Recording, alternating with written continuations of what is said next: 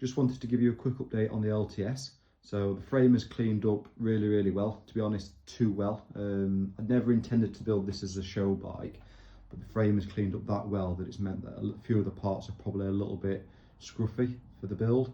So it might have a few changes along the way. So I've decided on this one to go with a 98 Judy SL.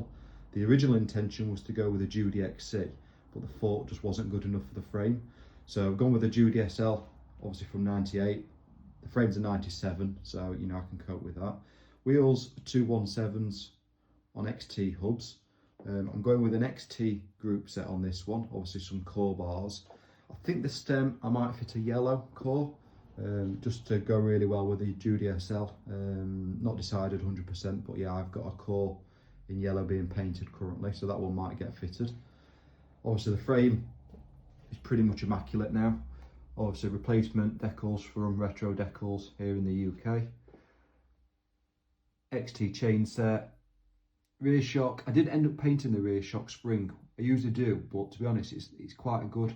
So I've decided not to actually paint the rear shock or do anything with this rear shock because it is working. So I've just given it a good clean and a strip down, and it's working well. XT rear mech, XT cassette, and obviously a matching rear wheel. So obviously it needs some tyres. Probably going to go with some black wheel wild grippers on this one, or maybe some WTBs.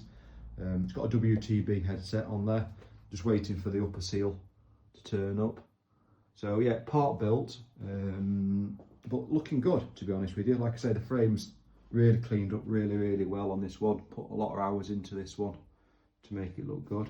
The seat post is obviously a temporary one. It's just one I'm using to build it. The original intention was to actually put this seat post on it, but unfortunately, I didn't realise, if you can see, just there, it's got a great big crack. So that one's not going to be any good for it.